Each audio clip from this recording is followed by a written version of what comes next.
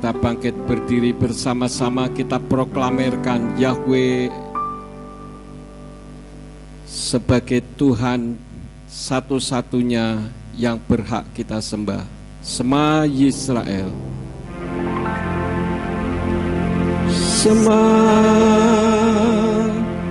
Yisrael, Yahweh Eloheinu,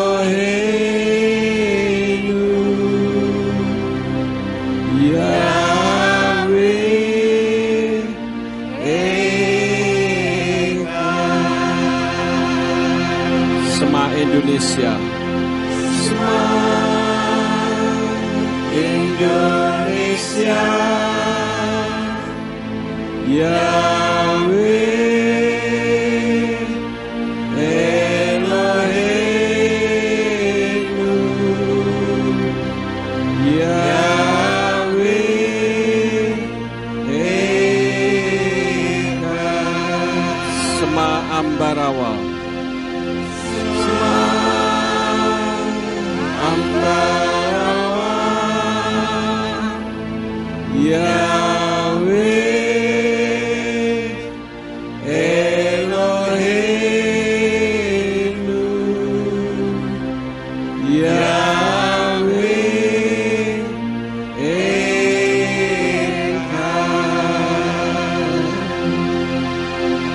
Baruch Shem Kevon Malkuto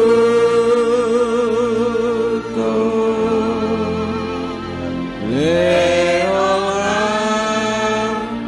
Vareh.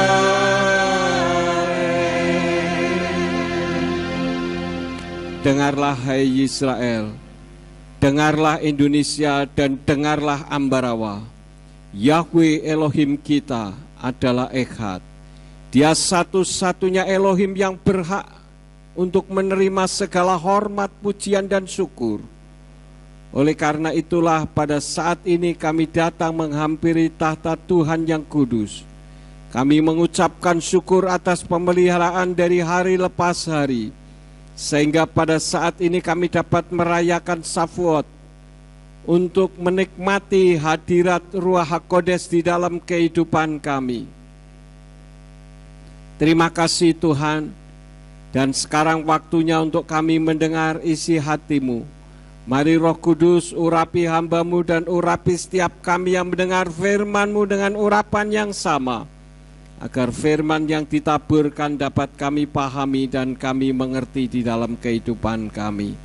Dan jika ada kuasa penguasa roh jahat di udara yang akan merebut kebenaran firman dari hati dan pikiran kami, kami tolak dan kami patahkan di dalam nama Yeshua HaMashiach. Pergi ke keluar, tinggalkan tempat ini dan tinggalkan setiap hati dan pikiran kami. Karena hati dan pikiran kami hanya kami tujukan bagi kebenaran firman saja. Tegur kami dan ajar kami supaya hidup kami semakin benar di hadapan-Mu. Demi nama Adonai Yeshua HaMashiach, kami berdoa dan mengucap syukur. Haleluya. Semua yang percaya katakan amin. Silakan duduk. Bapak Yahweh memberkati. Shalom Aleichem. Puji Bapak Yahweh, pada saat ini kita merayakan perayaan Shavuot. Satu di antara 7 perayaan dan 3 sudah kita rayakan. Hari ini saya akan menyampaikan dengan judul Peran Ruach HaKodes Akhir Zaman. Kalau berbicara tentang peran Ruach HaKodes di akhir zaman, bukan berarti sebelum akhir zaman Ruach HaKodes tidak berperan. Lalu kapankah dimulainya akhir zaman?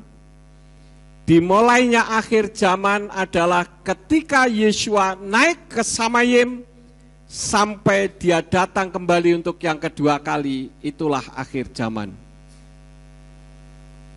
Dan pada akhir zaman ini, karena kita hidup di bagian akhir dari akhir zaman, maka kita akan belajar untuk mengetahui apa peran Ruach HaKodes di akhir zaman. Ada beberapa hal. Yang pertama adalah memberikan bimbingan dan menghibur.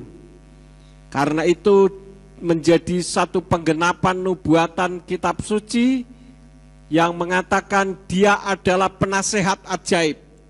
Karena Ruach HaKodes itu disebut Immanuel, Imuna Anaknu Elohim. Elohim yang berdiam di dalam kita.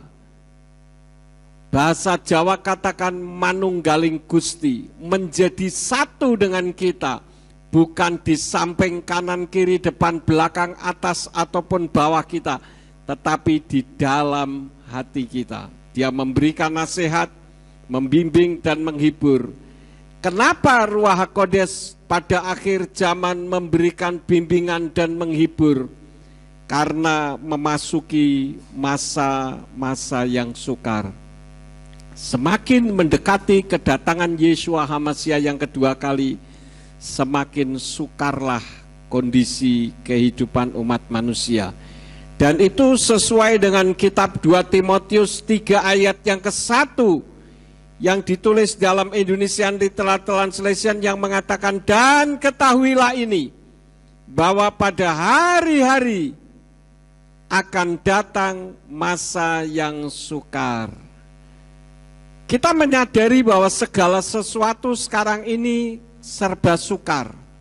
Orang mau sekolah sukar, setelah lulus juga sukar untuk mendapatkan pekerjaan. Semua serba mengalami kesukaran dan itu menunjukkan bahwa kitab suci kita benar. Oleh karena itulah di dalam menghadapi masa yang sukar, jangan sekali-kali mengandalkan kekuatan kita sendiri. Karena kekuatan kita sendiri menghadapi kekuatan dunia tidak akan mampu. Oleh karena itulah kita perlu peran Ruach HaKodes di dalam kehidupan kita untuk memberi nasihat dan bimbingan. Kenapa? Karena di dalam kitab Yirmiyahu pasal 17 ayat yang kelima dari Indonesian Literal Translation katakan, beginilah firman Yahweh, terkutuklah orang yang mengandalkan manusia dan yang mengandalkan kekuatannya serta hatinya menyimpang dari Yahweh. Jadi dalam masa-masa yang sukar, Ruach HaKodes memberikan penghiburan. Ingat, sekali lagi saya katakan, masa akhir zaman bukan puluhan tahun belakangan sebelum ini, bukan. Tetapi sejak Yeshua naik ke Samayim sampai dia datang kembali, itulah yang disebut dengan akhir zaman. Dan ketika Yeshua datang kembali untuk yang kedua kali, itulah terakhir kehidupan manusia yang benar masih ada di atas muka bumi. Karena setelah itu terjadi rapture atau pengangkatan. Oleh karena itulah Ruach HaKodes memberikan penghiburan kepada kita dengan munculnya gerakan-gerakan Ruach HaKodes yang bentuknya masih sporadis, tetapi akan ada waktunya di mana gerakan itu bukan sporadis, tetapi menyeluruh gerakan itu. Beberapa waktu yang lalu ketika saya ke Amerika, saya sempat melihat gereja Azusa Street. Ini gerakan Ruach HaKodes di Azusa, di Jalan Azusa di Amerika. Nah, kemarin pada saat saya ke Pensacola, juga saya diajak melewati gereja yang juga pernah ada gerakan Pentakosta di Pensacola. Tetapi gerakan itu hanya begitu saja, saudara-saudara. Saya tanya sama Dina, dikatakan bahwa gerakan itu tidak membawa dampak terhadap lingkungan. Hanya gerakan itu berdampak pada gereja yang bersangkutan. Ketika saya dilewatkan ke gereja itu, saya sudah upload belum videonya? Belum. Ya. Nanti sekali waktu saya akan upload karena memang belum semuanya. Jadi saudara bisa melihat gerejanya cukup besar gerejanya. Tetapi gerakan itu hanya berdampak terhadap gereja yang bersangkutan dan tidak berdampak terhadap lingkungan. Tetapi akan ada waktunya gerakan itu akan menyeluruh. Karena kitab suci katakan di dalam kitab Kisah Rasul pasal 3 ayat yang ke-21 dari Indonesian Literal Translation yang mengatakan yang seharusnya lah sorga sungguh menerimanya sampai waktu pemulihan segala sesuatu yang tentang itu Elohim telah mengatakan melalui mulut semua nabinya yang kudus sejak dahulu kala. Jadi akan ada gerakan yang menyeluruh. Sekarang ini gerakan yang awalnya sporadis sudah mulai berdampak di mana-mana. Tidak lain adalah gerakan pemulihan nama Yahweh. Oleh karena itu bukan merupakan satu kebetulan. Sepulang saya dari Amerika, saya mendengar berita kalau kita diundang untuk ikut pawai. Langsung saya bikin banner, saudara-saudara. Dan saya membuat ada 10 banner untuk kita tunjukkan kepada dunia bahwa Yahweh adalah Elohim yang berhak untuk disembah. Dan sekali waktu kelak setelah ini pawai berjalan, saya akan video, nanti akan pasti berdampak. Terbukti sekarang dampak tentang nama Yahweh sudah jauh semakin luar biasa dibandingkan dengan tahun-tahun awal kita memberitakannya tahun 2001. Hanya kita sendirian, toleh kanan, toleh kiri, tidak ada siapa-siapa. Sekarang di mana-mana, bukan hanya di Indonesia. Awalnya gerakan itu datang dari Filipina, kemudian ke Indonesia dan mengalir ke tempat-tempat lain, dan sekarang ini ke berbagai negara. Bahkan gereja-gereja yang berbahasa Inggris yang tadinya menyebut God, Lord, mereka menyebut nama Yahweh. Dan saya yakin gerakan ini akan menyeluruh sehingga sesuai dengan kitab suci bahwa seluruh dunia akan menyembah kepada Bapa Yahweh Elohim, Tuhan pencipta alam semesta.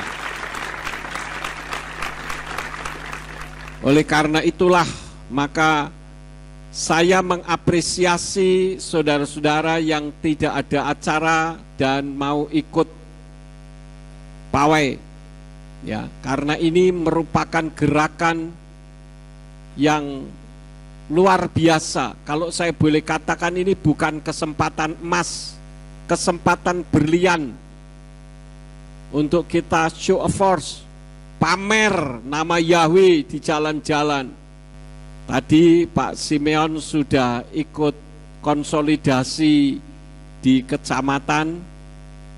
Coba kalau misalkan tidak ada acara ini, kemudian kita membawa-bawa nama Yahweh di pinggir jalan, bisa-bisa ditangkap, saudara-saudara. Dianggap provokasi dan sebagainya. Tetapi karena ada event ini kesempatan yang luar biasa. Tiang-tiangnya sudah saya buat, dan tadi saya sudah dikonfirmasi dari pencetaknya banner, besok pagi selesai, sehingga pada hari Sabtu akan dibuat dan hari Minggu kita show of force di hadapan banyak orang di seluruh kota Ambarawa. Oleh karena itu saya mengapresiasi bagi saudara yang bisa ikut. Ya, yang tidak bisa ikut karena bepergian tentu saja saya memakluminya. Itu yang pertama, saudara-saudara. Bagaimana Tuhan akan memberikan kepada kita bimbingan dan memberikan penghiburan. Dan bagi saya itu merupakan satu penghiburan. Ya, saya diomong orang saja, semua orang berpikir ngeri. Saya diomong orang malah seneng, saudara-saudara. Satu penghiburan, artinya jadi lakon. Ya, kalau kita nonton film jadi lakon kan disorot terus kemana-mana. Bukannya takut, tetapi semakin membuat saya bergairah. Itu yang pertama. Yang kedua, menggerakkan kesaksian. Bagaimana pertolongan Tuhan dan bagaimana perjumpaan dengan Tuhan. Kesaksian bukti penyertaan Tuhan di akhir zaman sesuai dengan janji-janjinya. Dan kesaksian itu tidak selalu berbicara tentang hal yang secara akal manusia positif, tetapi adalah rencana Tuhan yang terjadi di dalam kehidupan kita. Itu merupakan satu kesaksian. Sesuai dengan apa yang tertulis dalam kitab Injil Yohanes 14 ayat 16 sampai 17 dari Indonesian Literal Translation yang mengatakan, dan aku akan meminta kepada Bapa, dan Dia akan mengaruniakan kepadamu penghibur yang lain, supaya Dia tinggal bersama kamu selamanya, yaitu Roh kebenaran, yang dunia tidak dapat menerimanya, karena dunia tidak melihat Dia, juga tidak mengenalnya. Namun kamu mengenalnya karena Dia tinggal bersama kamu dan akan berada di dalam kamu. Dan ini membuat kehidupan manusia nyaman, damai, sejahtera. Orang-orang di tanah Jawa katakan hidupnya nyaman, tidak kemerungsung. Oleh karena itulah, sesuai dengan poin yang kedua, di mana Ruach HaKodes akan memberikan gerakan kesaksian, akan muncul kesaksian-kesaksian yang hebat. Nah, pada malam hari ini saya kedatangan tamu istimewa, saudara-saudara, dari jauh, yaitu Ibu Gembala Beriati Bein. Ya, saya kenal beliau ketika saya mengirim obat COVID. Beliau bersama dengan suaminya kena COVID di NTT, ya, karena beliau tinggal menggembalakan di NTT, tetapi ketika obat belum sampai, Bapak Gembala tidak kuat dan akhirnya dipanggil Tuhan. Tetapi Ibu Gembala masih eksis sampai sekarang ini dan bahkan malam ini ada bersama-sama dengan kita. Kita berikan kemuliaan untuk Ibu Beriati. Silakan Ibu maju ke depan memberikan kesaksian.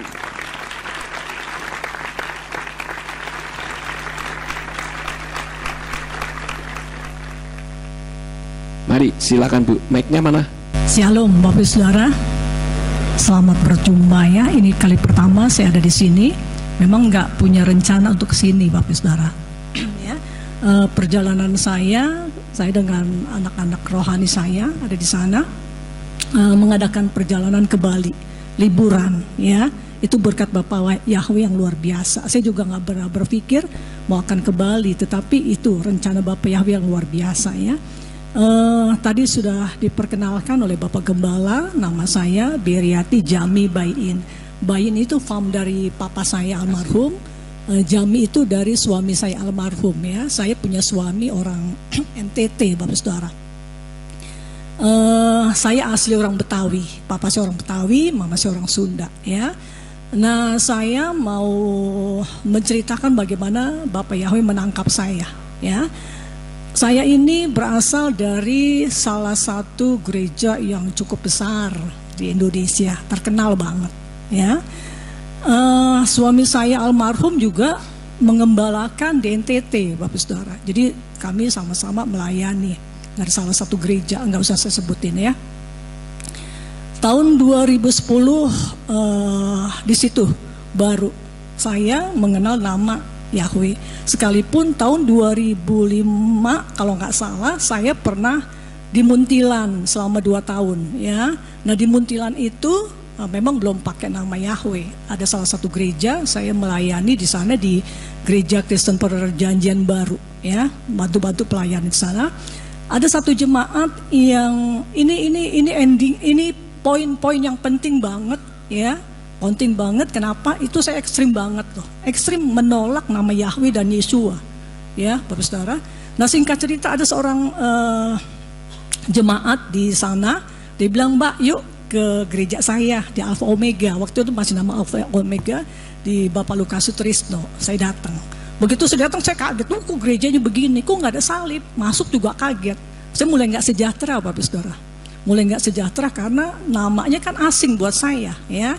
Singkat cerita orang-orang lain suka cita, saya enggak, saya wah cilak-ciluk, saya kaget. Nah udah, singkat cerita setelah pujian mau pembagian komsel, saya pura-pura sakit ya, karena hati saya udah nggak sejahtera banget. Saya bilang ini sesat nih, padahal saya belum pernah dengar ya. Saya katakan Cikim, ayo kita pulang deh. Kenapa Mbak?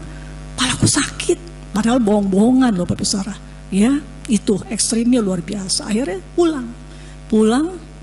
Sudah beberapa tahun kemudian waktu 2010 saya memang menikahnya telat ya. Saya dapetin suami saya yang gembala sidang. 2010 dibawalah saya ke NTT. Singkat cerita pada saat itu juga akhirnya beberapa bulan setelah saya ada di NTT, teman suami saya ini telepon dari Sydney, Pak Max Asa, mungkin Bapak Gembala kenal ya. Oke. Itu teman almarhum suami saya. Dia bilang mau ngadakan seminar tentang pemulihan zaman akhir. Singkat cerita tentang nama ternyata Bapak Saudara ya. Nah di sana simpel. Saya yang tadinya nggak mau terima dikatakan coba deh Ber, kamu lihat jadi kamus Alkitab kamu paling belakang. Pas saya baca, loh iya gitu ya. Lu kenapa dulu aku katakan sesat ya? Terus sudah singkat cerita, ya sudah. Saya nggak banyak menolakkan di situ setelah saya dapat tahu nama Yahweh yang benar, itulah nama Tuhannya orang Israel. Jadi saat itu juga ketika aku baca kitab suci, ya sudah saya terapkan aja, ya. Saya terapkan nama Tuhan yang ditulis huruf besar semua itu, ya saya terapkan ketika saya baca kitab suci di Perjanjian Baru di Tanak gitu Bapak Saudara. Singkat cerita nggak ada penolakan. Saya bilang mana sesatnya? Saya cari-cari nggak ada sesatnya kok semua benar. Ya akhirnya singkat cerita saya mulai katakan Pap ini benar nih gitu. Ya memang benar mah.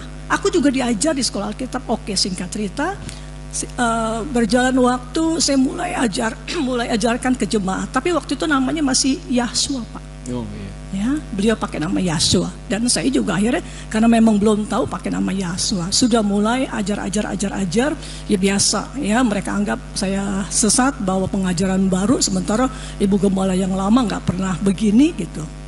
Sudah banyak pergolakan. Nah singkat cerita tahun 2011 kalau nggak salah saya ke Jakarta, saya dapat flash disk. Flash disk itu berisikan 9 khotbah dari Papi Lukas. Yang paling saya ingat itu konflik di Taman Eden, ya. Singkat cerita akhir tentang nama. Waktu tentang nama, Bapak Saudara, yang tadinya saya panggil nama Yahshua, di situ ada penjelasan tentang nama Yeshua sesuai dengan angka gematria. Di situ saya baru, ya Tuhan ternyata ini, gitu loh ya. Akhirnya saya terus sampai singkat cerita berjalan waktu udah lama, Pak ternyata bukan Yahshua, Yeshua. Ya, saya juga tanya ke Pak Max, Pak, kok begini. Oh, nggak mungkin. Kalau Yeshua, nggak mungkin Yahweh itu namanya Yeshua, nggak mungkin. Karena angka 6 itu berbicara tentang manusia. Oke. Akhirnya nggak lama, saya ngomong lagi, Pak Lukas sih gimana gini Ber, gini Bu. Oke. Terus singkat cerita, Bapak Saudara, semakin teguh. Oh, ternyata ini benar. Oke, mulai sekarang saya pakai nama Yeshua. Ya, mantap. Nah tahun 2000 berapa saya ketemu videonya Bapak Gembala di tempat ini Pak Yakob itu tahun 2000 berapa? Kalau nggak salah 3 tahun yang lalu Pak. Ya 3 tahun yang lalu. Di situ tentang nama lagi. Wah ternyata benar nih gitu loh. Diteguhkan lagi Bapak Saudara. Oke aku nggak ragu-ragu lagi. Ya sejak itu sampai hari ini. Dan saya ikutin terus sampai orang bilang saya tuh udah mengakar banget. Ya memang iya, saya bukan orang yang sembarang-sembarang, tipe-tipe saya bukan orang yang asal bisa terima. Saya telusuri loh. Saya bilang saya berdoa ya. Dan banyak pergolakan. Memang di sana belum terima Bapak Saudara sampai akhirnya suami saya meninggal tahun 2000. Nah di situ kami dengan Bapak Gembala Yakob di sini sudah kenal ya. Akhirnya saya telepon minta bantuan doa, Pak, minta bantuan doa, saya kena COVID, dinyatakan COVID, suami saya juga gitu. Oke Bu, berapa orang? Saya ada berapa orang? Saya waktu itu kalau nggak salah 24 orang saya katakan, karena memang ke pastori banyak orang. Singkat cerita, itu sudah dalam keadaan sakit. Obat itu sudah datang, akhirnya saya minum dan memang saya nggak terlalu nggak terlalu parah banget gitu ya. Nah suami saya sayangnya memang sebelum obat ini datang, beliau sudah masuk rumah sakit dan dinyatakan meninggal 2 hari ya Bapak Saudara. Nah saya tenang-tenang aja walaupun rasanya gimana ya, tapi saya bisa kerja sampai dokter-dokter bingung. Kok mama kena COVID, saya baru lihat loh orang kena COVID seger ya, bisa bantu-bantu ngepel di lorong tempat saya diisolasi. Saya bilang memang iya, saya bilang nggak kenapa-napa kok, saya sudah singkat cerita sudah. Nah anak-anak yang nggak mau terima itu parah banget. Saya katakan nih, ibu punya obat dari seorang pendeta di Jakarta, ketua sinode ini, coba kamu minum. Diterima-terima tapi nggak ada yang minum ya, sampai singkat cerita mereka itu hampir-hampir mati. Dia bilang, Bu saya hampir mati. Ya sudah, saya bilang nikmatin aja deh, kan saya kasih tahu, saya yang alami loh, saya bilang ya. Jadi saya berterima kasih waktu itu betul-betul. Saya bilang saya ketemu Pak Yakub itu cuma lewat telepon, cuma lihat di YouTube. Tapi begitu saya katakan, Pak saya kena ini, langsung responnya luar biasa ya, dan obat itu nggak lama-lama. Disertai dengan doa yang luar biasa, itu luar biasa Bapak Saudara ya. Nah hari ini pun saya nggak berpikiran mau ketemu dengan beliau. Memang waktu itu pernah, Pak saya mau ke Jakarta, saya bilang suami saya udah nggak ada, lebih baik saya kembali ke Jakarta. Pak Yakub juga nanyakan, Bu jangan lupa kalau ibu ke Jakarta kontak saya, ibu bersaksi ya. Oke Pak ya. Nah itu lama ya Pak, 1 tahun mungkin. Saya nggak tahu berapa tahun itu, 2 tahun atau berapa tahun. Nah hari ini baru kesampaian. Sekalipun hari ini saya nggak punya rencana mau ke sini Bapak Saudara, karena ada perjalanan dari Bali, kita singgah di Semarang. Besok juga mau ada ibadah di Mawar Saron, KPI Mawar Saron. Anak saya bilang, Oma mampir yuk, hari ini kan hari perayaan Safuot, masa dilewatkan. Ya udah deh, saya bilang, aku juga mau ketemu kembarannya Pak Api loh, kayak gitu ya. Kan selama ini cuma denger-denger aja. Ayo Oma, ya sudah, saya bilang. Nah, kebetulan kami juga hari ini nginapnya di Hotel Oaktree, kalau nggak salah ya. Oaktree Bapak Saudara, jadi dekat di itu ya. Dan bersyukur bisa ketemu Bapak Gembala yang tadinya cuma lewat telepon, cuma lewat YouTube ya. Ibu Gembala juga ada di sini, saya juga sering ikutin Instagramnya Bapak Saudara. Jadi kenal cuma lewat media sosial aja, walaupun saya nggak langsung kontak-kontakan nggak ya. Tapi bersyukur hari ini tepat pada waktunya nih Bapak Yahweh luar biasa ya. Tuhan nyatakan bisa ketemu junior dari Pak Gembala, ya itu luar biasa loh ya. Nggak pernah kepikiran saya. Betul, kemarin juga ketemu orang-orang waktu di Bali juga gitu, ketemu Pak Aditya. Saya bilang, Bunda, langsung ini, aduh selama ini kita cuma chatting-chattingan, hari ini bisa ketemu langsung ya. Itu semua berkat Bapak Yahweh yang luar biasa ya. Dan satu hal, memang hari-hari ini banyak orang-orang yang kembali imannya itu digugurkan. Banyak sekali saya dengar orang-orang yang sudah menerima baptisan pembaruan akhirnya kembali. Bahkan sampai merobek-robek, itu saya bilang ada Tuhan luar biasa ya. Jadi saya berharap satu doa kita semua biar kita tetap setia sampai Yesua datang, sampai ikut rapture Bapak Saudara. Ya ini kita nggak tunggu-tunggu lama lagi loh ya. Apa sih yang kita tunggu? Tinggal nunggu rapture, tinggal nunggu Tuhan datang ya. Jadi pertahankan iman, sekalipun untuk mempertahankan iman itu, waduh luar biasa ya, luar biasa. Orang pilihan sendiri itu masih ditampil lagi, masih diseleksi ya. Saya bilang Tuhan saya mau masuk seleksi loh ya. Itu sebabnya kita terus ada di dalam iman kita kepada Bapak Yahweh.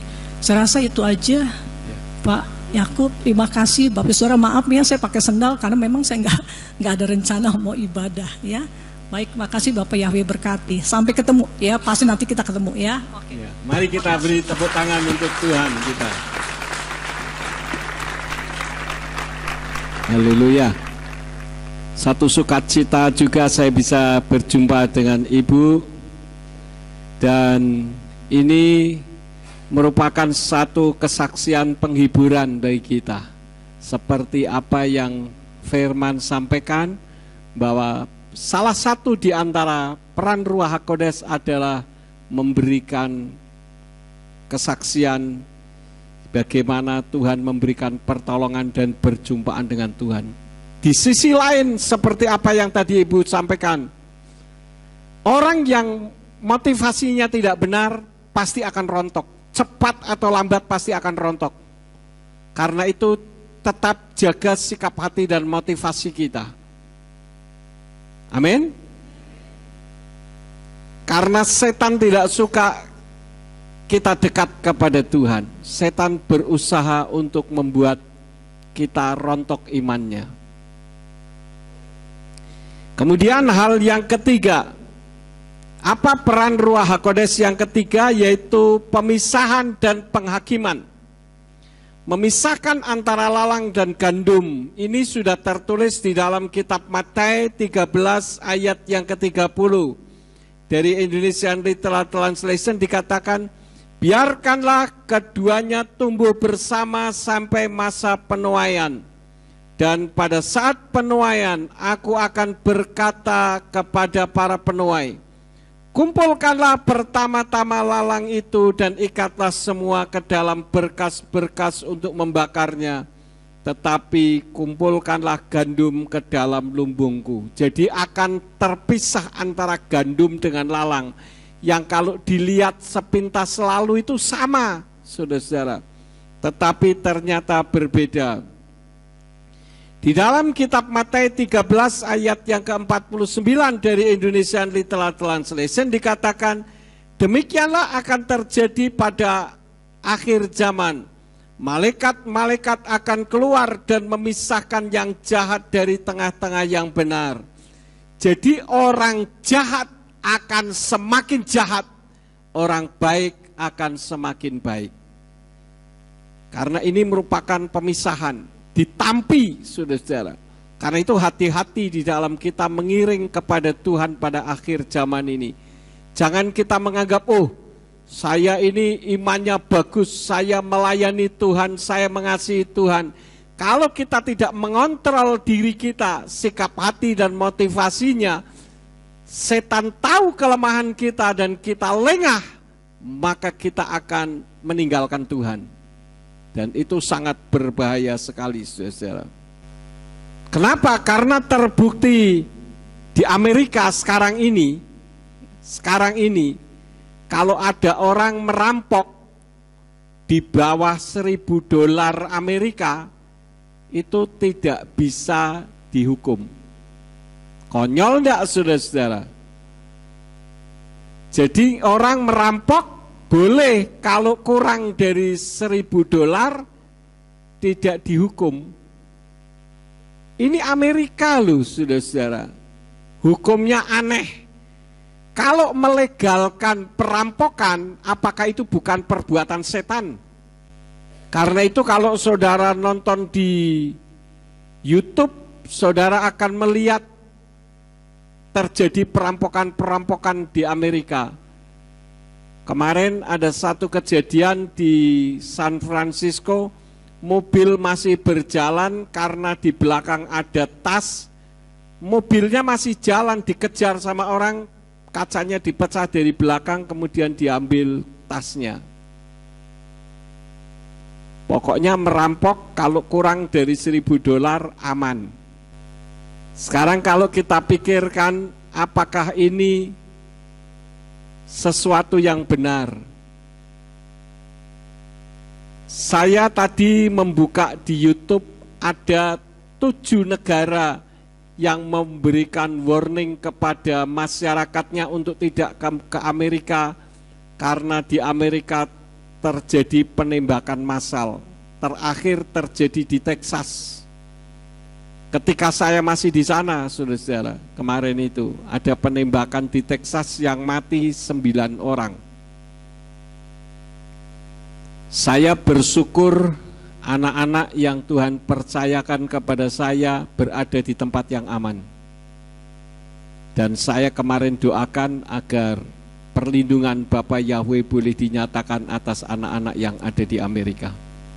Dan saya yakin malaikat Tuhan akan menjaga dan melindungi, karena anak-anak mengasihi Tuhan.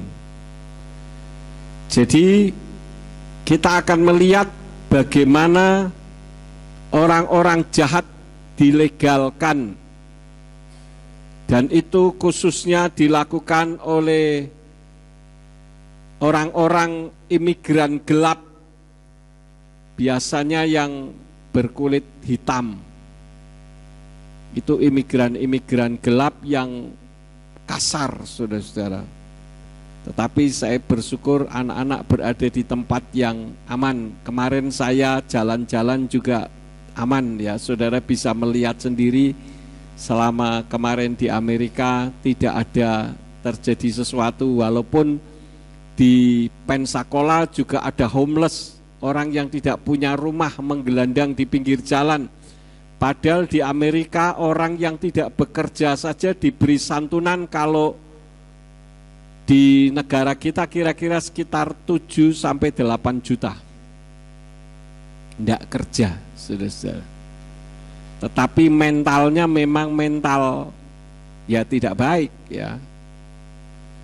Dan firman Tuhan lebih lanjut dikatakan di dalam 2 Timotius 3 ayat yang ke-13 dari Indonesian Literal Translation dikatakan, namun orang-orang yang jahat dan penipu, mereka akan meningkat semakin jahat karena menyesatkan dan disesatkan. Mungkin saudara sudah membaca dari World Health Organization atau Organisasi Kesehatan Dunia yang menyatakan bahwa tunggu saja, tidak lama lagi akan ada COVID yang lebih berbahaya. Lawang COVID yang berbahaya kok suruh nunggu? Ini kan otaknya otak ngaco, saudara-saudara. Ya. Dan itu nanti diinstruksikan ke institusi negara Indonesia, kemudian turun sampai ke bawah-bawah. Tapi jangan khawatir, kalau kita dekat dengan Tuhan, kita pasti aman. Kalau toh kita harus mati, kita akan ketemu dengan Bapa Yahweh. Ini ngeri sekali, saudara-saudara. Negara sudah dikendalikan oleh The Illuminati, One World Order. Ya, dan ini merupakan bentuk salah satu tanda-tanda kedatangan Yeshua HaMashiach. Benar seperti apa yang tadi Ibu Gembala sampaikan, bahwa kita ini sedang menunggu rapture, pengangkatan. Karena itu kita harus hati-hati di dalam mengarungi kehidupan ini. Karena itu bagi saya ini kesempatan mutiara, kesempatan emas, kesempatan berian untuk show of force, memamerkan nama Yahweh di jalan-jalan. Karena itu nanti ketika pawai berjalan, saya yang akan memvideo dan saya akan viralkan di media sosial. Setidak-tidaknya membuat pendeta-pendeta yang selama ini tahu kebenaran tetapi tidak berani, mereka jadi memiliki keberanian. Dan saudara yang bisa ikut termasuk andil untuk memberikan keberanian kepada para pendeta. Itu hal yang ketiga. Yang keempat, yang terakhir, peran Ruach HaKodes zaman akhir adalah akan terjadi penuaian terakhir. Di dalam Yoel 2 ayat yang ke-28 dari Indonesian Literal Translation dikatakan, dan sesudah itu akan terjadi, aku akan mencurahkan rohku ke atas semua manusia. Maka anak-anakmu laki-laki dan anak-anakmu perempuan akan bernubuat, dan orang-orang tuamu akan memimpikan mimpi-mimpi, orang-orang mudamu akan melihat penglihatan-penglihatan. Karena itu jangan saudara biarkan anak cucu saudara tidak beribadah kepada Tuhan. Karena kalau saudara memiliki anak cucu beribadah, mereka dekat dengan Tuhan, bisa saja Tuhan pakai mereka untuk mendapatkan penglihatan dan nubuatan untuk kemuliaan bagi nama Tuhan. Lebih lanjut di dalam ayat yang ke-29 dari Yoel 2 katakan, dan juga atas para budak dan atas para hamba perempuan, pada hari-hari itu aku akan mencurahkan rohku. Yang menjadi pertanyaannya adalah kenapa pada hari-hari terakhir ini Tuhan memakai anak-anak muda, anak-anak kecil, dan orang-orang sederhana. Karena hamba-hambanya tidak berani menyampaikan kebenaran. Itu yang jadi masalahnya. Semua otaknya bertumpu kepada materi, keuangan. Berapa banyak orang mengetahui kebenaran tetapi mereka tidak berani menyatakannya. Kalau khotbah sih hebat, saudara-saudara, kita harus berani mati, saudara-saudara. Kita harus berani mengajarkan kebenaran, apapun resikonya. Bila perlu kita harus membeli jiwa, berapapun nilainya. Gampang ngomong, saudara-saudara. Tapi ketika untuk menyampaikan nama Yahweh, melempem kayak kerupuk kena air, tidak berani, padahal tahu. Ya, karena itulah maka pada akhir zaman Tuhan memakai orang-orang sederhana yang mau dipakai oleh Tuhan. Jadi jangan sekali-kali kita katakan saya tidak mampu, saya tidak bisa. Yang jadi masalahnya bukan mampu atau tidak bisa, tapi mau atau tidak mau. Kalau saudara mau, Tuhan akan memakai saudara dengan luar biasa. Karena itulah gerakan nama Bapa Yahweh di akhir zaman ini sudah mulai bergema di mana-mana tempat. Tidak usah takut untuk menyatakan itu, saudara-saudara. Kemarin ketika saya di Amerika, ternyata pendeta-pendeta di Amerika gelisah. Ya, wah, ini Yahweh mulai masuk di sini. Lah memangnya kenapa? Orang Kristen ini kan orang yang paling aneh di seluruh dunia. Tuhannya sendiri dibuang, Tuhan orang lain disembah-sembah, disanjung-sanjung. Ini aneh tapi nyata. Tetapi tidak demikian halnya dengan gereja pemulihan firman. Saudara harus siap-siap, apalagi nanti kalau kita sudah berada di tempat yang baru. Saudara harus siap menerima kedatangan orang-orang dari luar kota. Kalau saudara tidak sungguh-sungguh, jangan cemburu melihat orang kota maju daripada kita. Paham saudara-saudara? Karena Tuhan akan memakai orang yang mengasihi Dia. Karena itu jangan sampai saudara pasif, harus aktif. Belajar untuk mengasihi Tuhan sesuai dengan keinginan isi hati Tuhan. Bukan sesuai dengan keinginan hati saya, hatiku, bukan. Karena Tuhan saat ini sedang mencurahkan rohnya untuk setiap orang yang mengasihi Dia. Siapa saya? Saya ini pendeta desa, tapi bisa membuat dunia bergelora. Ini semua karena Bapa Yahweh yang melakukannya, bukan karena Yakub Sulistyo. Saya tidak punya apa-apa dan tidak bisa apa-apa. Gereja-gereja besar mulai goncang. Semua terjadi karena Ruach Kudus. Sekarang kita coba berbicara kepada diri kita sendiri dengan mengatakan, Tuhan, ini aku siap dipakai oleh Engkau. Maka Tuhan akan memakai dengan luar biasa. Amin.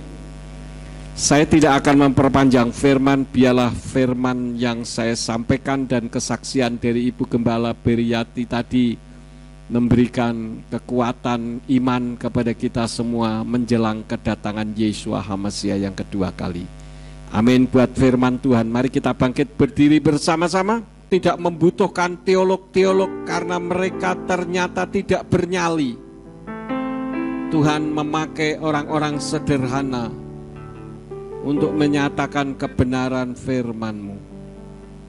Berkati jemaat yang sudah hadir pada malam hari ini, baik yang datang dari Jakarta, Ibu Beriyati beserta dengan tim, maupun Pak Is dan keluarga yang dari Jogja, serta Pak Dani dan Pak Peter dari Semarang, serta yang datang dari Salatiga, kami serahkan ke dalam tangan Tuhan. Kami tidak sebut nama mereka satu persatu, namun Engkau yang mengetahui hati mereka masing-masing. Kiranya Tuhan memberkati dan menyertai. Terima kasih Bapa. Kalau sebentar sesampainya di rumah kami beristirahat, kirim malaikat untuk menjaga melindungi kami di sepanjang malam kami beristirahat, supaya kami dapat beristirahat dengan tenang, nyenyak, dijauhkan dari sakit penyakit orang jahat maupun kuasa kegelapan, sehingga besok kami bangun dengan tubuh yang sehat. Dan ketika kami bangun dengan tubuh yang sehat, kami melakukan aktivitas dalam kehidupan kami. Apa saja yang diusahakan dan dikerjakan yang tidak bertentangan dengan firman-Mu, kiranya dibuatnyalah oleh Engkau berhasil, supaya dengan keberhasilan itu dapat dikembalikan lagi guna hormat dan kemuliaan bagi nama-Mu. Semua yang sudah ambil bagian di dalam pelayanan pada saat ini, Engkau pakai semakin hari semakin heran. Terima kasih Bapa. Sekarang berkatilah kami karena kami siap menerima berkat daripada-Mu. Mari kita angkat kedua belah tangan kita untuk menerima berkat Yahweh. Yefarka Yahweh wa yismereka. Yahweh memberkati engkau dan memelihara engkau. Yair Yahweh pana oleh kawikuneka. Yahweh menyinari engkau dengan wajahnya dan memberi engkau anugerah. Yisa Yahweh pana oleh kawi Yashem leka shalom. Yahweh menghadapkan wajahnya kepadamu dan memberi engkau damai sejahtera. Diberkatilah engkau di kota dan diberkatilah engkau di ladang. Diberkatilah buah kandunganmu, hasil bumimu dan hasil ternakmu, yakni anak lembu sapimu dan kandungan kambing dombamu. Diberkatilah bakulmu dan tempat adonanmu. Diberkatilah engkau pada waktu masuk dan diberkatilah engkau pada waktu keluar. Sekarang pulanglah dan terimalah berkat. Kasih Bapa Yahweh Sang Pencipta, kasih karunia Adonai Yeshua HaMasiah Sang Pembeli Jiwa, dan Ruach HaKodes menyertai saudara sekalian sampai Maranatha. Adonai Yeshua HaMasiah datang kembali untuk yang kedua kali dan mengangkat kita semua. Haleluya.